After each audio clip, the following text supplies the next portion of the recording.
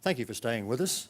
Well, in our last session just a moment ago, we had reflections from a variety of people from different backgrounds in terms of what the message of Mary has meant to their lives.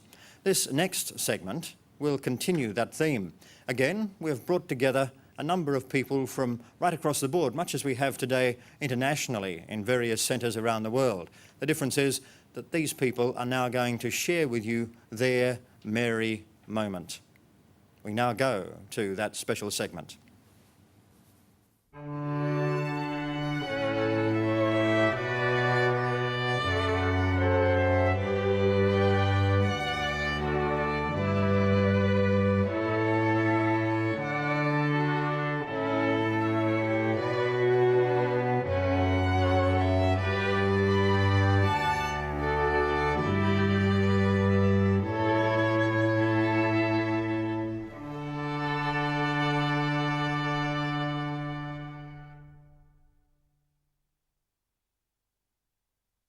About a year ago, I was lucky enough to be travelling around Europe, and I decided to go down to Lourdes in France, where Saint Bernadette had a vision of Mary. And so I travelled down there with a girlfriend in the Pyrenees, and we got there and we joined the evening procession, and there were thousands of people walking through this tiny village, full of people, full of hope and just full of love and emotion. And I remember turning around at one point and just seeing thousands of candles and these people weeping and praying behind me in every language you could imagine, and all of us there for the one reason, just being there to see Mary and to feel the love that Saint Bernadette did.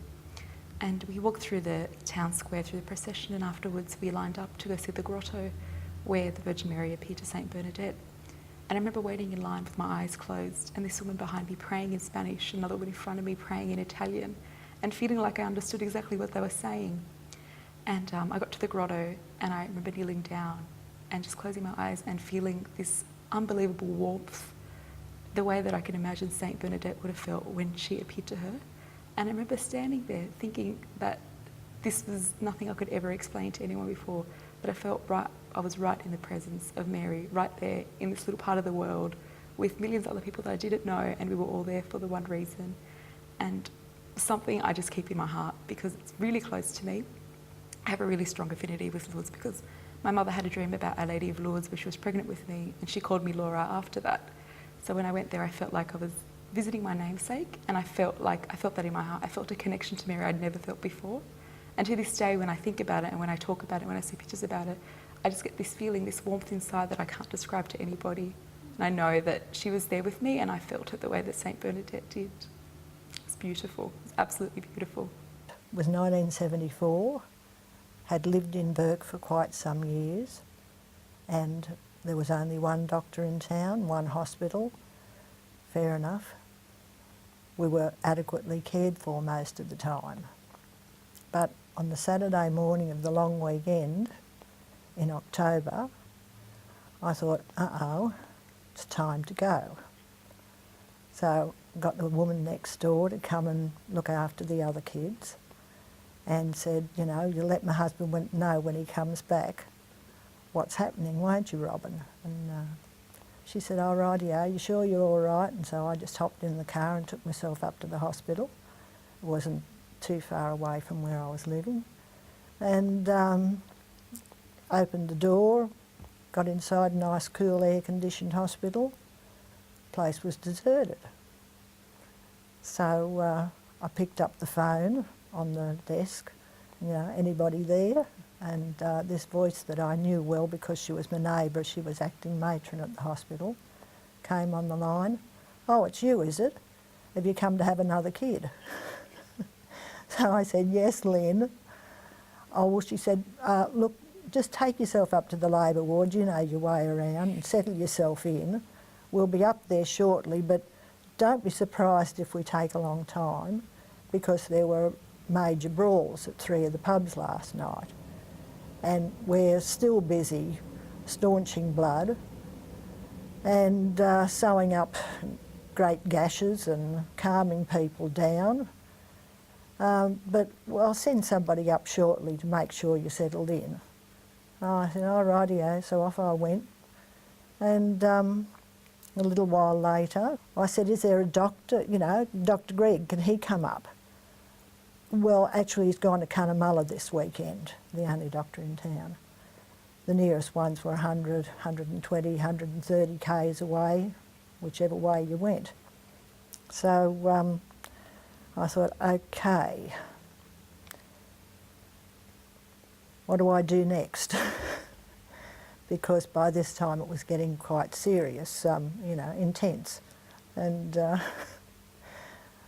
I thought, now Mary went through all this in a stable. She had Joseph. I don't know how useful he would have been, but his mother would have been more useful than he would have been. So if she went through it, I'll start my favourite Hail Marys. So I just kept on, Hail Mary, full of grace, the Lord is with thee. Hail Mary, full of grace, Hail Mary, come on, we can do it together. You didn't have any help. I want your help. You be the midwife. And about an hour later, with no intervention whatsoever or no assistance, never seeing another human being, there came the little girl. And with such an intense rush of power and achievement that I've never felt before, and I've never felt again since. Lynn was obviously listening on the phone that I had off the hook, and she came racing up and she held onto the sides of the door and she said, "Oh, Jesus." I said, "No, it's a little girl." And it was, you cannot explain, or I can't, how I felt just that Mary was there with, her arms around me or something, with this power that you couldn't imagine was there. Felt that she's always there, helping me, being there, especially looking after my family. And I thought even when I was in pain, she just had time to comfort me. And that's more special than anything. Sorry. But to this day, I pray to her all the time. I mean, we have other saints. I've got a nice statue of Saint Therese at home that we pray to, but she's always been special all along the years, over a number of years and a lot of hard times. She's shown me that she's there to help me, especially now that I'm working for her as well at her church. And I thought that's, when they called me to work, I thought that was very special that she's still there. That every morning I go, I pass her church, I see her, and that's very special to me. Sorry. In one of my mission experiences, I was in the 5th level of the building, and there was a deadly earthquake, and I was so afraid together with the sisters, and I rushed down from the 5th level up to the ground floor to escape from this shaky building. I was clutching my crucifix, but at the same time, I was praying aloud the memorare. And I was praying, "Remember, most gracious Virgin Mary, that never was it known that anyone who fled to thy protection, implored your help or sought your intercession, was left unaided. Inspired with this confidence, I fly unto you, O Virgin, my Mother. To you I come, before you I stand sinful and sorrowful. O Mother, the Word incarnate, despise not my petition, but in your mercy hear and answer me." So when I prayed that rosary, when I was sitting down on the ground, I felt calm in spite of the rumblings of the aftershocks. So I wish really that people, especially the young women of our days now, to welcome Mary into their lives, because Mary can really accompany us when we try to face the grind of life, the drove of life, and together with Mary, she is our companion, our partner, a friend. We can echo the love of Jesus in the world. And so that is my short sharing with you. I will say, Mama Maria, Ayudami, salamat. It means, Mother Mary, help me. Thank you. I guess when I think of Mary, I think of her in the same way that I guess I look at the other motherly figures in my life, whether it's my own mum or my mother-in-law or my own wife.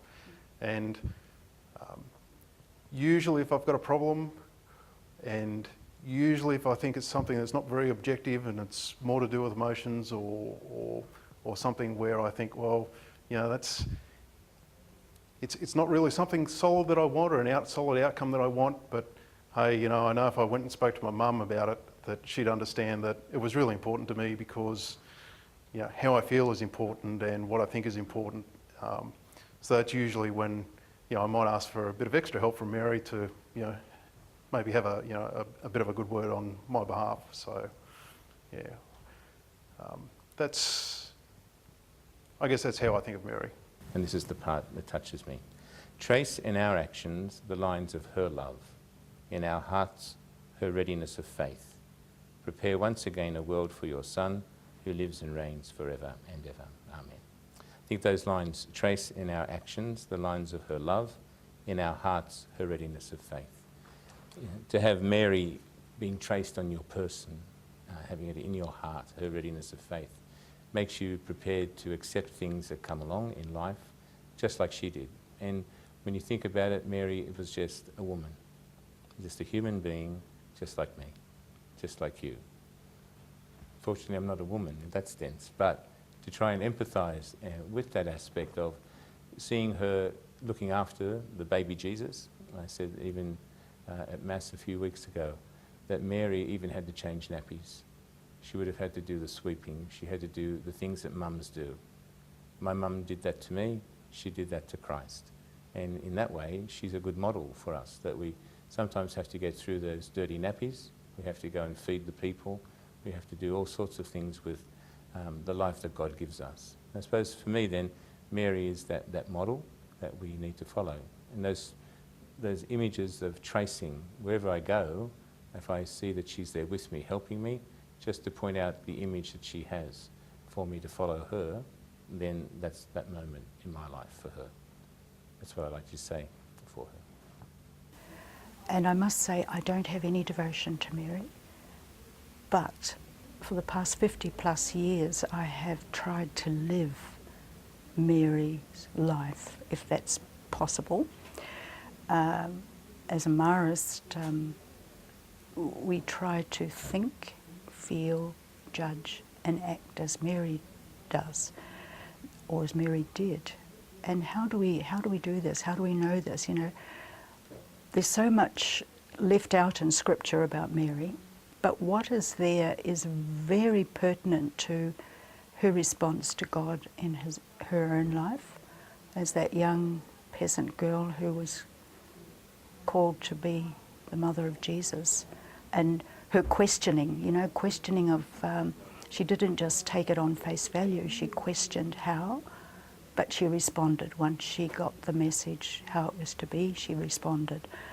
And then throughout her life, this young pregnant girl who ran off to help her cousin Elizabeth, you know, the care of others, the care of family, the care of those around her, her thoughtfulness.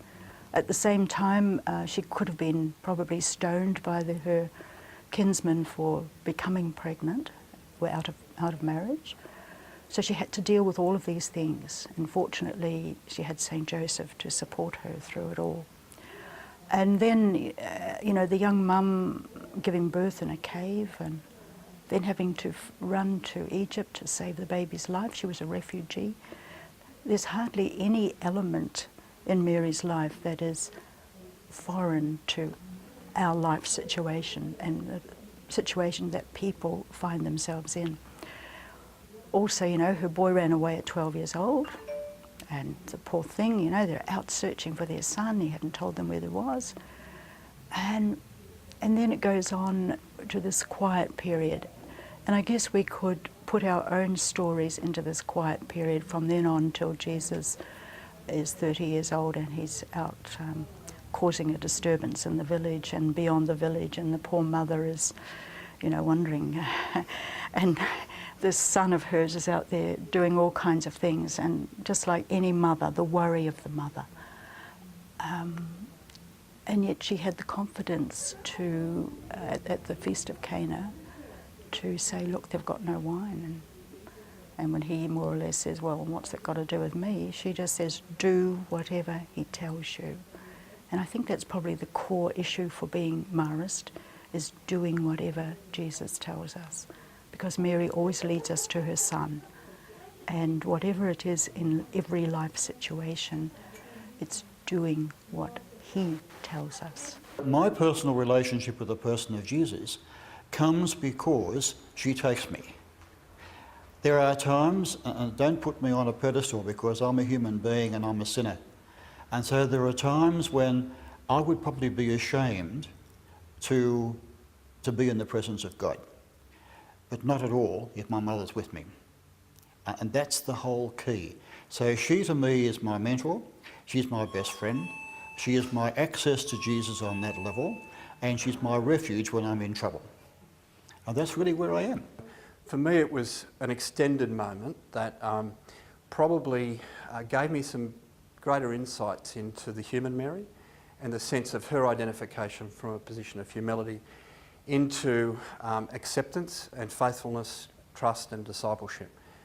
I think the other part that I'd like to share about my Mary moment really is through my marriage. We usually set off as we go off as a family, not so much these days because the kids are a bit older, but we'd always say 3 Hail Marys or a decade of the Rosary. But I think it's my wife Anne who has a very close relationship with Mary and a devotion to Mary. And because as a parent you have all of those kind of human experiences, it connects with Mary's journey as part of her life journey with the ministry of Jesus leading to his death on the cross. And from a parental perspective, just to be there and see that obviously the untold suffering that involved, and that sense of forbearance, that there is a greater plan in all of this. For me, through my wife Anne and her devotion to Mary, which is really daily, I think I've learnt a lot about the image of Mary for Catholic lay people.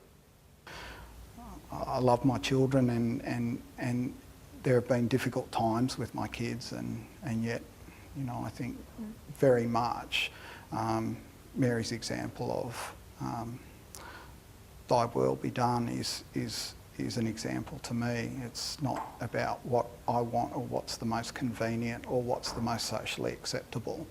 And so, I guess it's not a big comment, but it's very real to me that that's an example for all of us, and especially, as I said, that she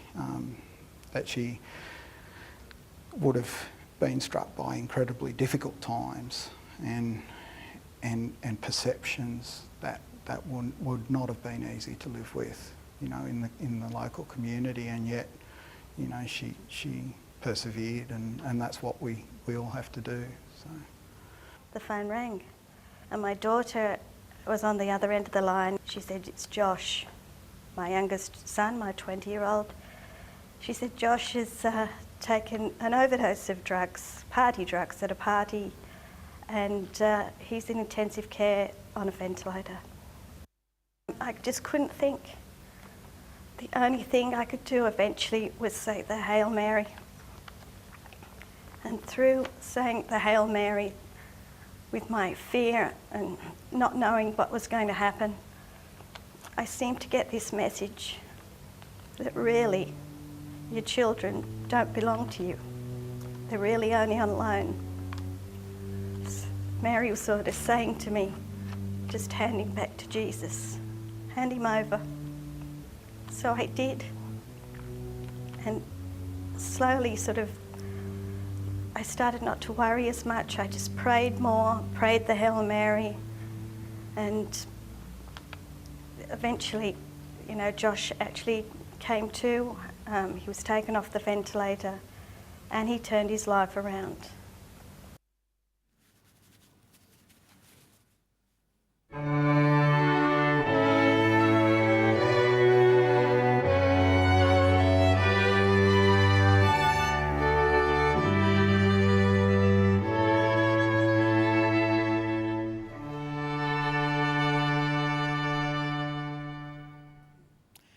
wonderful series there of personal reflections, My Mary Moment. We hope that in thanking the people who've contributed to that segment, they may inspire you to now think about your own Mary moment as we take another break in our presentation. We'll be back after that to introduce again our keynote speaker, Father Francis Maloney. He will have more thoughts on this important topic of Mary, first disciple. Just before taking the break, perhaps if I could look forward and back, I'd like to produce a date claimer for you. The next of these e-conferences from the Broken Bay Institute in Sydney, Australia, will be on September the 16th of 2010. Please mark it in your diary. We'd love to have you with us once again. That's looking forward, and looking back, copies are available of the DVD of the two conferences that were held through 2009. They looked at the writings of St. Paul and St. Luke. Please feel free to contact the Broken Bay Institute to get your copy. And of course, the works are also available online. In the meantime, as we take a break, wherever you are, we hope that you will register so that you are in the running potentially to win a trip for two from Australia to Rome for the canonisation in October of 2010 of Mary MacKillop, the founder of the Sisters of St. Joseph in Australia. In addition, we would like you to continue sending those questions, some of which will be answered by our keynote speaker when we return to continue this important seminar and e-conference on Mary, First Disciple. We'll be back with you shortly.